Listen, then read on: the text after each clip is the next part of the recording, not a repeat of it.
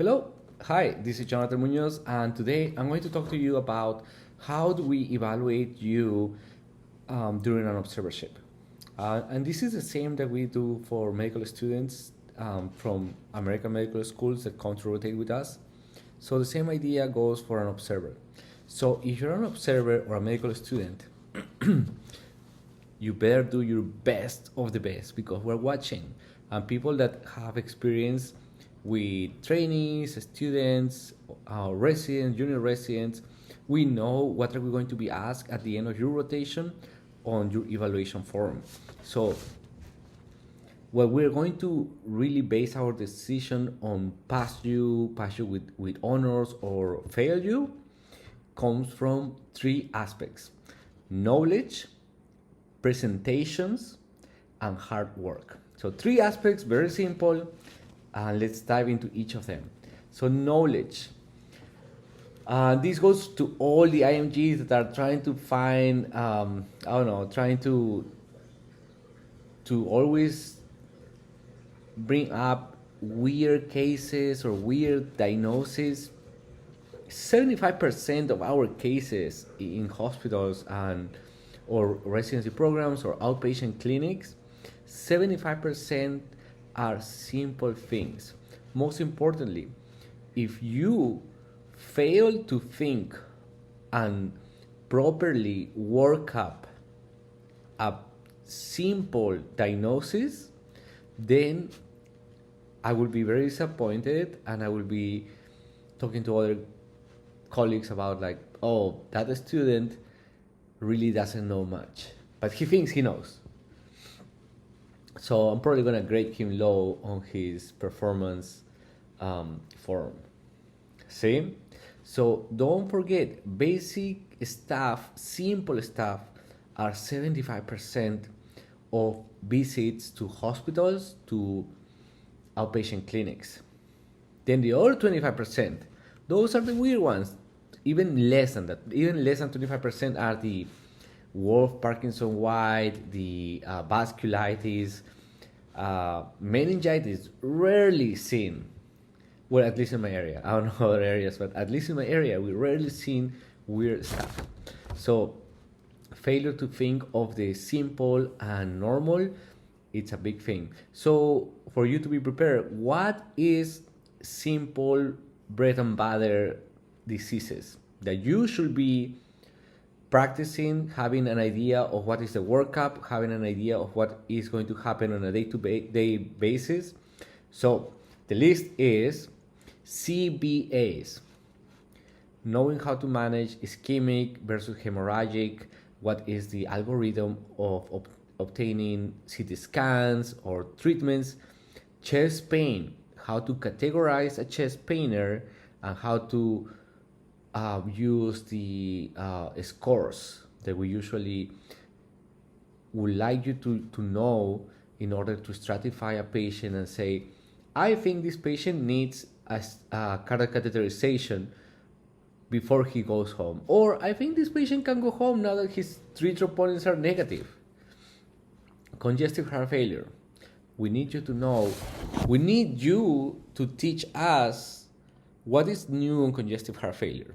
Just a month ago, a student told me, hey, aside of systolic and diastolic heart failure, now there are two terms that are part of the heart failure algorithms and include mid-range heart failure and recovered heart failure. And I thought, what is this? So mid-range apparently is the patients that have an ejection fraction from 40 to 50. So they are hanging in there to be a diastolic or to be a systolic heart failure. And the recovered ones are the ones that had at any point a heart failure less than 30, but with treatment or revascularization, they improve and they are now on the diastolic above 50% ejection fraction. Does it make sense? No. Are they still either systolic or diastolic? Yes. So why are they doing this? Why the HA is doing this? Who knows? But Those are things that come every year. So if you bring me that information, I will be very glad to hear about that. So see, it takes a student to do it, because I don't have much time to constantly be reading and reading and reading about this stuff. For me, the management of heart failure, aside of guideline-directed therapy, is to differentiate systolic, diastolic, complete the workup, send them out. Okay, next one, COPD. You have to know how to treat an acute exacerbation of COPD, when to change systemic steroids from IV form to oral form, and how to send these patients home. Are you going to send them with oxygen? Are you going to send them with a alternative treatment to steroids or an inhaler such as roflumilast or a different therapy? And next one, pneumonia. You need to know how to stratify pneumonia. And just to tell you, the thing that we always use, or you should be using in residency, is the Curve 65 score. And the other one, I can't remember the name, for assessing severity on elderly patients. And last topic that you should know very well is atrial fibrillation. What is atrial fibrillation? How do you treat atrial fibrillation? Why did atrial fibrillation happen in this patient? And are you going to cardiovert, or are you going to give therapy and anticoagulation and then bring back in a month to cardiovert? How? Why is that decision based on? And very simple. So those are the common cases that we get in the hospital. In an outpatient setting, you will get these patients that have been discharged from the hospital, and they're coming out to see their primary care doctor saying, hey, Dr. Munoz, guess what? I was in the hospital for 4 days because I had pneumonia. So the hospitalist in the hospital told me to come and see you for a follow-up.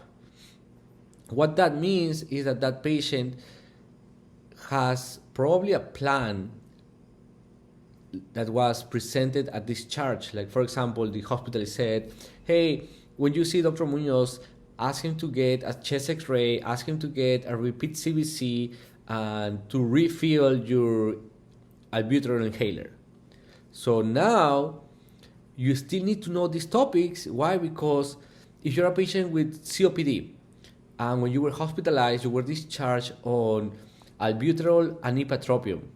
Now you're feeling much better, but you cannot be on ipratropium forever, or for months or a year. You have to transition to long-term anticholinergic. So instead of ipratropium, you will be on tiotropium, or one of the newer sprays that I don't remember all of them. But see, there has to be a connection. Inpatient and outpatient are connected by continuity of care. As a primary care doctor, if you're rotating on an outpatient clinic, you have to follow up what happened in the hospital for your patient, and how are you going to continue his care. Okay, so remember, knowledge, basics. You need to know the basics before you jump into trying to talk about crazy stuff that we rarely see. Okay, next one, presentations. And with presentations, I mean in the inpatient setting, that you know how to do an HMP, you know how to do a progress note, and you're able to, at the end of every table rounds, we are able to say, hey guys, by the way, yesterday I had a case of congestive heart failure, and decided to do a little presentation for you guys. This is new heart failure management. This is the new guideline-directed therapy options that we have available, and blah, blah, blah, blah, 5 minutes. So you being able to do a presentation in 5 to 10 minutes, so it doesn't really interfere with the day of the others, is a great thing. But you have to be able to do it, and not many people can do it. Even less people that are coming from other countries to rotate with us, and they don't know how are they going to impress us. Yes, because you have to impress us for us to give you a letter of recommendation that is valuable to you. So HMPs, my recommendation for you, if you see what you have to think about is, how are you going to be of use to me? Because Yes, we have a depth to medicine, right? We have the depth that tells us you have to be a mentor to others. Yes, I agree to that. I am always willing to teach students. But wouldn't you agree that if a student is great and helps you and makes your life easier, wouldn't you be happier with that student compared to the student that is a burden, that asks you for everything? Because someone said before that there's no such thing as a stupid question. There are stupid questions. Um, so wouldn't you be happier with the good student that always does things, that is always ahead of time on the basic level, and compared to the one that comes late, doesn't know what to do, doesn't know how to do the little things? So when you come to these rotations, think, how are you going to be of use to me? How are you going to make my day easier? And that is just with your hard work. Because there are going to be things that are going to be assigned to you that if you do and you report to me, saves me time. For example, if you talk to a patient about code status, if you went to admit a patient that is septic, has heart conditions, has currently on high flow nasal cannula, 95%, and you ask the family, hey, by the way, do you have advanced directives? What does it say? And you present your patient and say, Dr. Munoz, by the way, this patient is DNR, DNI. Then I will be like, oh, this is a great piece of information. This is something that could change things. This patient could die overnight, and I'm aware that he's DNR. I'm not going to do something that I don't have to do, such as an intubation. The history, you have to have a really good history. For you to be of use to me or useful to me, your history has to be decent. It has to really go to the point of why this patient is here.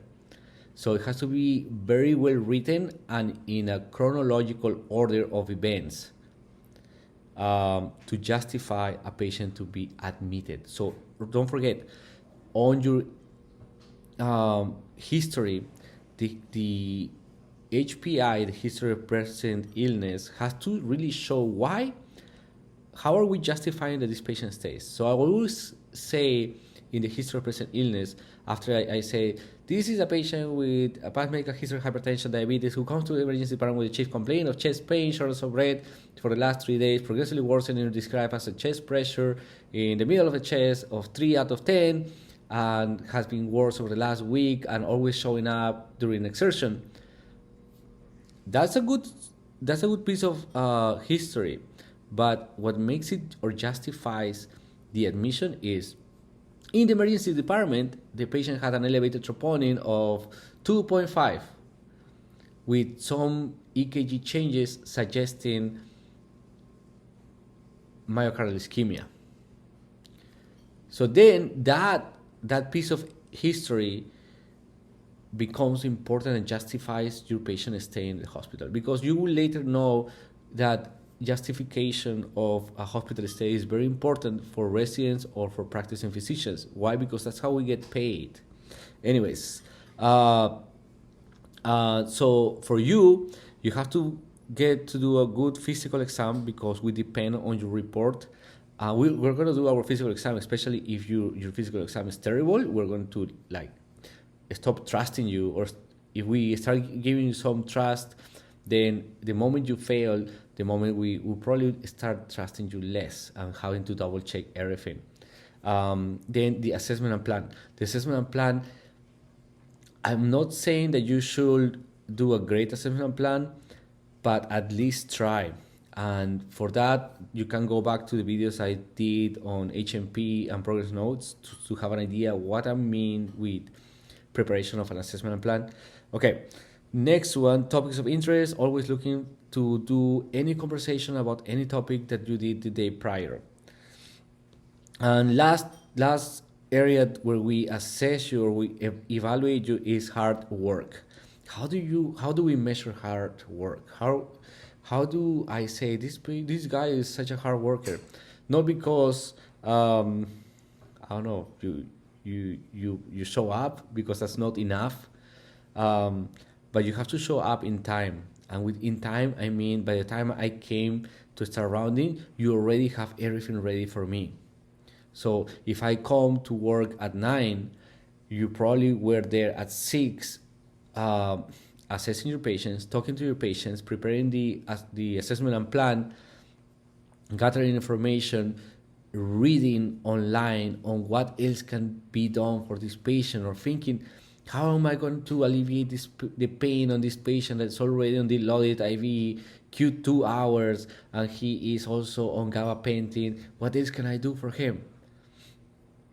And there are many things. Okay, so what time you show up, I know that, I see that, so you probably show up.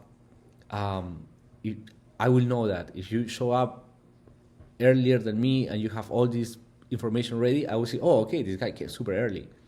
Okay, time management. Time management means by the time I ask you to do an HMP or a progress note, and I tell you, I'm going to give you 30 minutes to do one note, and you, at the end of 30 minutes, you're not ready, what's happening? You are becoming a burden to me, right? Because now I have to give you another 30 minutes to finish your note. And yes, in an ideal world, I have to be, I have to have grace, and I have to be patient to a person that's just starting to learn. But if you're already graduated of medicine in your country, the expectation is that you know the basics. And the most important thing is, 1 day, 2 days of that happening, it's okay. I could say, okay, this is expected. But if this keeps going on for 3, 4 days, 5 days, and you haven't changed, you haven't improved, then I will be pissed, and I will be like, okay, this guy not only doesn't care, but he also doesn't know anything. So your hard work will show on rapid improvement. If 1 day you present something and I tell you, hey, I like this way, and you do it exactly how I told you the next day, then that shows me that you are working hard. See? It's not as simple as just showing up and following me behind and trying to just listen to what I say. You have to be proactive. Case reports, making case reports. You can make a case report of anything. You can just, today we saw a patient with refractory hypertension or CHF, you can just next day just tell me, hey, by the way, I made a case report of your patient, just to create awareness of what is the importance of identifying risk factors to develop heart failure. And that's enough. That's fine. Just do it. Just do a case report on anything. Topics to revise independently. So let's say after we finish rounds, then we go to to the 5th floor, and while walking, you say, hey, by the way, yesterday I revised a little bit more about this patient that we saw, and we couldn't find many answers, but today I think his constipation is coming from the constant use of opioids, and I don't think something simple like Miralax or Senna is going to work at this point. I think we should try something like methylnaltrexone intramuscular for constipation induced by the use of opioids. And I will be super impressed. Like, you took time to revise the topic, to find something that's going to help me to ultimately be able to make this patient comfortable and possibly discharge him. Because sometimes constipation gets in the way of discharges. Okay, proactiveness of you. For example, let's say there's a patient that's completely altered in the ER, and I told you, get me the HMP for that patient. You went there, and a bad student will be like, oh, there's no family, there's no one here, I don't have any information. Hey, Dr. Munoz, I couldn't do the HMP because there was not any family there. The good student would say, oh, okay, so let's try to find a family member. Nurse, do you have any numbers for any family members for this patient? And the nurse will give it to you, and you can call and say, hey, my name is Jonathan, and I'm the medical student working with Dr. Munoz. I would like to ask you a couple of questions about your father. How did things happen? Tell me about his baseline. Tell me, what was he doing when this happened? At home, can he walk with a cane? Can he walk with a from Will Walker, how does he walk, what does he eat, what is his advanced medical directives, is he a DNR or is he a full code patient?